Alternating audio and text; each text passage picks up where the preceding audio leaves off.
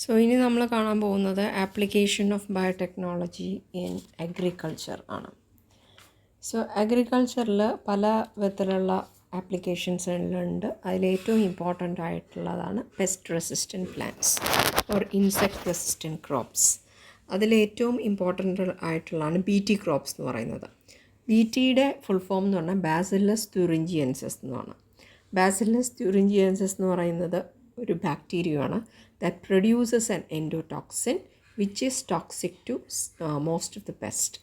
അപ്പം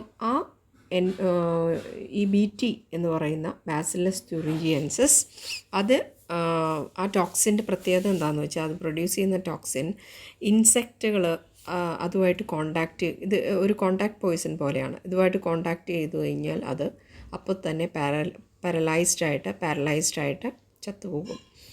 അപ്പം ഈ ജീൻ ഏത് ജീനാണോ അത് ഈ BTയിൽ നിന്നെടുക്കുന്ന ക്രൈ ജീൻ എന്നാണ് പറയുന്നത്. ഈ BT കോട്ടന് ഈ പെസ്റ്റിസൈഡ് റെസിസ്റ്റൻസ് കൊടുക്കുന്നത് it is known as cry gene.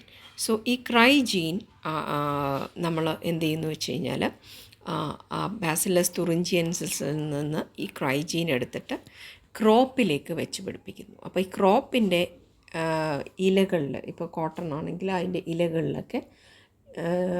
ഇലകൾ ഈ BT ടോക്സിൻ പ്രൊഡ്യൂസ് ചെയ്യും. അപ്പോൾ ഇലകളിൽ വന്നിരിക്കുന്ന പ്യൂപ്പ അല്ലെങ്കിൽ വേംസ്, ലാർവേ, കാറ്റർപില്ലേഴ്സ് ഇതെല്ലാം ഈ ഇൻസെക്റ്റിൻ്റെ കാറ്റർപില്ലർ വന്നിരിക്കുമ്പോഴത്തേക്കും അത് കഴിക്കുമ്പോൾ ഇലകളോടൊപ്പം തന്നെ ഈ ശരീരത്തിലേക്ക് ഈ ടോക്സിൻ പോകും. ഈ ടോക്സിൻ കഴിക്കുകയും ഈ ടോക്സിൻ അത് ശരീരത്തിൽ കയറി എലിമെൻ്ററി കനാലിലെത്തുമ്പോഴത്തേക്കും അത് ആക്റ്റീവ് ആവുകയും അങ്ങനെ ഈ ഓർഗാനിസം ചത്തുപോവുകയും ചെയ്യുന്നു. അപ്പോൾ അതുവഴി പെസ്റ്റ് കൺട്രോളായിട്ട് നമുക്ക് യൂസ് ചെയ്യാവുന്നതാണ് BT അഥവാ ബാസിലസ് തുറിഞ്ചിയൻസിസ് എന്ന് പറയുന്നത്.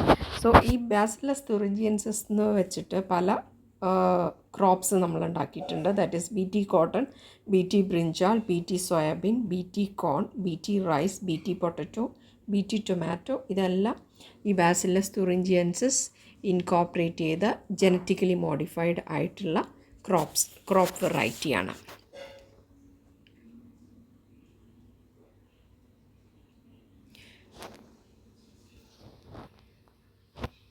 ഇനി മറ്റൊരു ആപ്ലിക്കേഷനാണ് ഫ്രൂട്ട് റൈപ്പനിങ്ങിനുള്ളത്. ഫ്രൂട്ട് റൈപ്പനിങ് എന്ന് പറയുമ്പോൾ ഇപ്പോൾ ഫോർ എക്സാമ്പിൾ നമ്മൾ ടൊമാറ്റോ എടുത്തു കഴിഞ്ഞ് കഴിഞ്ഞാൽ ടൊമാറ്റോയുടെ പ്രോബ്ലം എന്താണെന്ന് വെച്ച് കഴിഞ്ഞാൽ നമ്മളത് പഴുക്കുന്നതിന് മുമ്പ് അല്ലെങ്കിൽ പാകമാവുന്നതിന് മുമ്പ് തന്നെ ഫാമേഴ്സ് അതിനെ പറിക്കുന്നു. കാരണം പഴുത്ത് കഴിഞ്ഞിട്ടാണ് നമ്മൾ ട്രാൻസ്പോർട്ട് ചെയ്യുന്നതെങ്കിൽ അത് ട്രാൻസ്പോർട്ടേഷൻ്റെ സമയത്ത് തന്നെ അത് നശിച്ചു പോകാനുള്ള സാധ്യതയുണ്ട്. പഴുത്ത് വല്ലാതെ റൈപ്പായി അത് മോശമായി പോകാനുള്ള ചാൻസ് ഉണ്ട്. അപ്പം അത് പെട്ടെന്ന് പഴുക്കാനായിട്ട് സഹായിക്കുന്നതെന്ന് പറയുന്നത് ഈ പറയുന്ന മാതിരി ചില എൻസൈംസാണ്. അതാണ് അതിൻ്റെ പെട്ടെന്ന് പഴുത്ത് പോകാനായിട്ട് കാരണമാകുന്നത്. അപ്പം അതിന് നമ്മൾ ഒരു പ്രത്യേക തരം വെറൈറ്റി ടൊമാറ്റോ ഉണ്ടാക്കിയിട്ടുണ്ട്. ദാറ്റ് മീൻസ് അത് ഫ്രൂട്ട് റൈപ്പനിങ്ങിനെ ഡിലേ ചെയ്യിപ്പിക്കും. അപ്പം അത് പോസിബിളാക്കിയിരിക്കുന്ന ആൻറ്റിസെൻസ് RNA ടെക്നോളജി വഴിയാണ്. സോ ആൻറ്റിസെൻസ് RNA ടെക്നോളജി വഴി നമ്മൾ ഉണ്ടാക്കിയിരിക്കുന്ന ആ ടൊമാറ്റോവിൻ്റെ പേരാണ് ഫ്ലേവർ സേവർ ടൊമാറ്റോ എന്ന് പറയുന്നത്. അപ്പോൾ ഈ ഫ്ലേവർ സേവർ ടൊമാറ്റോ വഴി നമ്മൾ ടൊമാറ്റോ ഉണ്ടാക്കുന്ന വഴി അത് ഫ്രൂട്ട് റൈപ്പനിങ്ങിനെ അത് ലെങ്തൻ ചെയ്യുകയും അല്ലെങ്കിൽ ഡിലേ ചെയ്യിക്കുകയും അതുവഴി മാർക്കറ്റിലെത്തുമ്പോഴും ഫ്രൂട്ട്സ് നല്ല ഫ്രഷായിട്ട് ഇരിക്കാനായിട്ട് സഹായകമാവുകയും ചെയ്യുന്നു. അപ്പോൾ അതാണ് വേറൊരു ആപ്ലിക്കേഷൻ.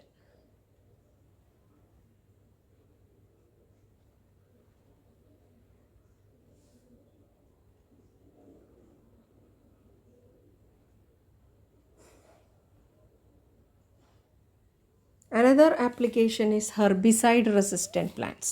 ഹെർബിസൈഡ് റെസിസ്റ്റൻറ്റ് പ്ലാന്റ്സ് എന്ന് പറഞ്ഞാൽ നമുക്കറിയാം ഹെർബിസൈഡ്സ് എന്ന് പറഞ്ഞു കഴിഞ്ഞാൽ നമ്മൾ വീഡ്സിനെ കൺട്രോൾ ചെയ്യാനായിട്ട് യൂസ് ചെയ്യുന്നതാണ്. കളകൾ, അപ്പം കൃഷി സ്ഥലങ്ങളിൽ കളകളൊക്കെ ഉണ്ടെങ്കിൽ അവയെ ഇറാഡിക്കേറ്റ് ചെയ്യാൻ വേണ്ടി യൂസ് ചെയ്യുന്നതാണ് herbicide.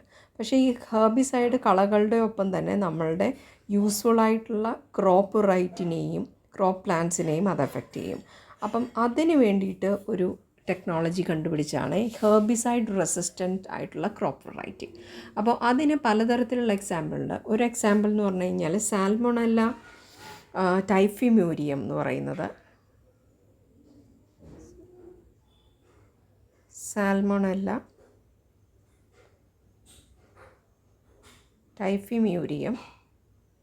So this is a bacteria which carries a gene and which is resistant to a herbicide known as glyphosate. ഇപ്പോൾ ഗ്ലൈഫോസ്ഫേറ്റ് എന്ന് പറയുന്ന ഒരു ഹെർബിസൈഡായിട്ട് റെസിസ്റ്റൻസ് കാണിക്കും ഈ സാൽമോണല്ല ടൈഫിമ്യൂരിയം.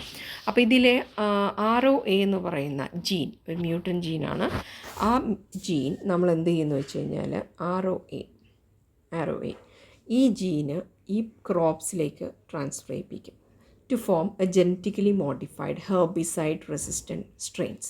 അപ്പോൾ നമ്മൾ ആ ഹെർബിസൈഡ് ഈ ഗ്ലൈഫോസ്ഫേറ്റ് ഹെർബിസൈഡ് നമ്മൾ തളിച്ചാലും ക്രോപ്സ് ഒന്നും നശിക്കില്ല because of the presence of this gene. പക്ഷേ ബാക്കി വീഡ്സ് എല്ലാം നശിച്ചു പോകും.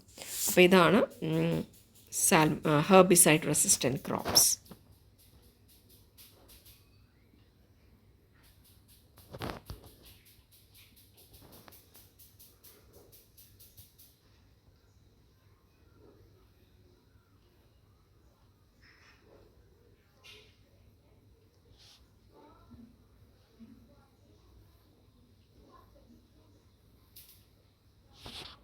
അപ്പോൾ ഇതാണ് പല എക്സാമ്പിൾസാണ് ഹെർബിസൈഡ് റെസിസ്റ്റൻറ്റ് ക്രോപ്സിനുള്ള.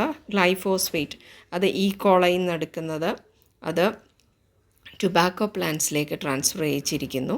അപ്പോൾ ടുബാക്കോ പ്ലാന്റ് ഈ പറയുന്ന മാതിരി ഗ്ലൈഫോസ്ഫേറ്റിന് റെസിസ്റ്റൻ്റായിട്ട് വരും. അതുപോലെ ഇതാണ് ഗ്ലൂഫോസിനേറ്റ്, ദെൻ ക്ലോറോസൾഫറോൺ, ബ്രോമാക്സിനിൽ എന്നൊക്കെ പറയുന്ന പലതരത്തിലുള്ള ഹെർബിസൈഡ്സ് ഉണ്ട്. അതിനെല്ലാം റെസിസ്റ്റൻ്റ് ആയിട്ടുള്ള ബാക്ടീരിയയിൽ നിന്നെടുക്കുന്ന ജീൻസ് ഇതുപോലുള്ള പ്ലാന്റ്സിൽ നമ്മൾ ട്രാൻസ്ഫർ ചെയ്ത് കഴിഞ്ഞാൽ they will be herbicide resistant. Another very important example is the nutrient rich rice variety. അതിനെയാണ് നമ്മൾ ഗോൾഡൻ റൈസ് എന്ന് പറയുന്നത്. അതായത് ചില രാജ്യങ്ങളിലൊക്കെ ന്യൂട്രിയൻസിന് എന്താ പറയുക ഡെഫിഷ്യൻ്റായിട്ട് കാണുന്നുണ്ട്. ചില രാജ്യങ്ങളിലെ കുട്ടികളൊക്കെ അതായത് റൈസ് മാത്രമേ ഉള്ളൂ, അല്ലെങ്കിൽ എന്താ വെജിറ്റബിൾസ് അതുപോലുള്ള ഫ്രൂട്ട്സ് അതൊന്നും കഴിക്കാതെ they will show some deficiency in nutrients. അപ്പോൾ എസ്പെഷ്യലി വിറ്റാമിൻ എ. അപ്പോൾ വിറ്റാമിൻ എയുടെയൊക്കെ ന്യൂട്രിയൻറ്റ് ഡെഫിഷ്യൻസി വന്നു കഴിഞ്ഞാൽ കണ്ണുകൾക്ക് കാഴ്ചയ്ക്കൊക്കെ ബുദ്ധിമുട്ടുണ്ടാവും. അപ്പോൾ അതിനു വേണ്ടി ഒരു പ്രത്യേക വെറൈറ്റി റൈസ് ഉണ്ടാക്കിയിട്ടുണ്ട്. That is known as golden rice. ഈ ഗോൾഡൻ റൈസ് ഇതാണ് ഗോൾഡൻ റൈസ്. ഇതിനൊരു മഞ്ഞ കളറായിരിക്കും ബിക്കോസ് അതിൻ്റെ എൻഡോസ്പേമിലേക്ക് ബീറ്റാ കെരോട്ടിൻ ഉണ്ട്. അപ്പോൾ എൻഡോസ്പേം എന്ന് പറഞ്ഞാൽ നമ്മൾ കഴിക്കുന്ന ഭാഗം, ആ ഭാഗത്തിൽ ബീറ്റാ കെരോട്ടിൻ പ്രൊഡ്യൂസ് ചെയ്യുന്ന ജീന് ഈ പ്ലാന്റിലേക്ക് പ്രത്യേക തരം റൈസിലേക്ക് നമ്മൾ ഇൻട്രൊഡ്യൂസ് ചെയ്ത് കഴിഞ്ഞാൽ produce beta carotene so that the rice appear yellow in color. അപ്പോൾ ആ റൈസ് വേവിച്ച് കഴിച്ച് കഴിഞ്ഞാൽ we get beta carotene. Beta carotene എന്ന് പറയുന്നത് വിറ്റാമിൻ എയുടെ പ്രീകഴ്സറാണ്. അപ്പോൾ അത് ഒരു ന്യൂട്രിയൻ സപ്ലിമെൻ്റായിട്ട് നമുക്ക് ആക്ട് ചെയ്യും.